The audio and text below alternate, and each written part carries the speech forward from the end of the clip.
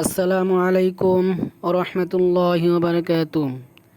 আমার প্রাণপ্রিয় শ্রোতাবিন্দু, আপনাদের প্রিয় অনুষ্ঠান গল্পে গল্পে আলোকিত আমরা আলোচনা করতেছিলাম ইমাম আবু হানিফা রাহিমাহুল্লাহ তাআলা জীবনী।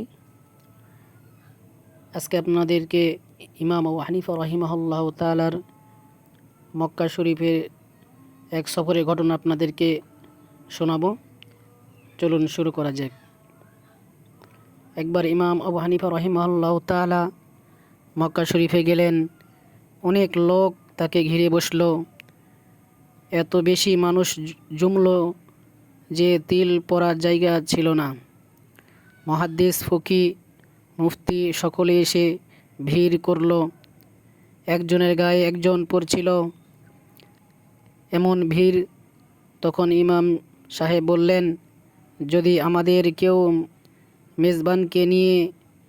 মেজবানকে গিয়ে বলতেন যে যদি এ ভিড়ের শৃঙ্খলা ফিরিয়ে আনতো তাহলে ভালো হতো। এ কথা শোনার পর আবু আসেম নাবিল বলেন, আমি যাচ্ছি, কিন্তু কয়েকটি মাসালা জিজ্ঞাসার ছিল। ইমাম আবু হানিফা রাহিমাহুল্লাহ তাআলা তাকে কাছে ডাকলেন, খুব মনোযোগের সাথে তার কথা শুনলেন।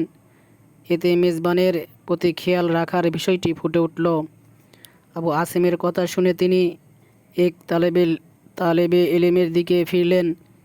এভাবে আবার আগের অবস্থায় ফিরে এলো। তখন ইমাম সাহেব বললেন, কে জানি মেজবানের কাছে যাওয়ার কথা বলছিলেন?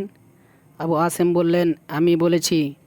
তিনি বললেন, তুমি কি এখনও যাওনি? আবু আসেম বুদ্ধি খাটিয়ে বললেন, আমি তো বলিনি যে এখন যাচ্ছি, আমি সুযোগ পেলে যাব। ইমাম সাহেব বললেন, সাধারণ কথাবার্তা এসব সম্ভাবনা অবকাশ নাই। এখানে শব্দের ওই অর্থে বুঝতে হবে যা সাধারণত মানুষ বুঝে থাকে। ইমাম আবু হানিফা রাহিমাহুল্লাহ তাআলা এর কথাটিও একটি ফিকহি আলোচনা, যা তিনি কথায় কথায় বলে দিলেন। ইমাম আবু হানিফা রাহিমাহুল্লাহ তাআলার আরেকটি ঘটনা আপনাদেরকে বলতেছি।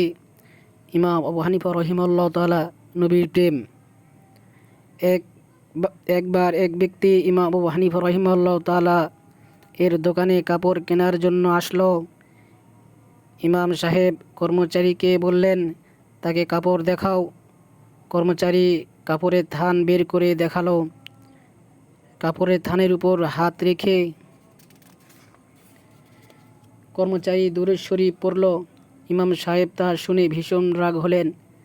কর্মচারীকে বললেন, তুমি দুরূদ শরীফ দিয়ে আমার কাপড়ের প্রশংসা করেছ। শোনো, এটা অনেক বড় অপরাধ। এই অপরাধের শাস্তি হিসেবে আমি আজ কোনো বেচাকেনাই করব না। বাস্তবেই তিনি তা করলেন। ইমাম আবু হানিফা রাহিমাহুল্লাহ তাআলার আরেকটি ঘটনা আপনাদেরকে বলতেছি। ইমাম মালিক রাহিমাহুল্লাহ তাআলা এর নজরে ইমাম আবু হানিফা রাহিমাহুল্লাহ তাআলা কেমন ছিলেন?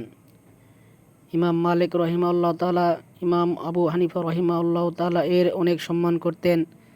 আব্দুল্লাহ ইবনে মুবারক বলেন, আমি একদিন ইমাম মালিকের খিদমতে হাজির ছিলাম।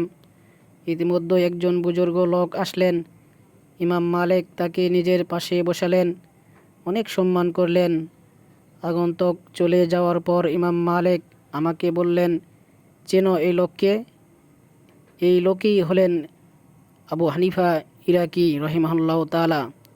ইনি যদি এই খুঁটিটি স্বর্ণের প্রমাণ করতে চান তবে তিনি প্রমাণ করে ছাড়বেন। কিছুক্ষণ পর আরেকজন বুজুর্গ আসলেন। ইমাম মালিক তাকেও ইজ্জত করলেন, তবে তাকে ইমাম আবু হানিফার মতো করেননি। তিনি চলে যাওয়ার পর লোকেরা বলল, ইনি সুফিয়ান সাউরি রহিমাহুল্লাহ তাআলা। আমার প্রাণপ্রিয় শ্রোতাবিন্দু, এভাবেই ধারাবাহিকভাবে আলোচনা চলতে থাকবে। আপনারা আমার চ্যানেলটিকে সাবস্ক্রাইব, লাইক, কমেন্ট এবং শেয়ার করে সঙ্গেই থাকবেন। আপনাদের লাইক, কমেন্ট আমাকে নতুন ভিডিও বানানোর জন্য উৎসাহ যোগাবে। সবাই ভালো থাকবেন।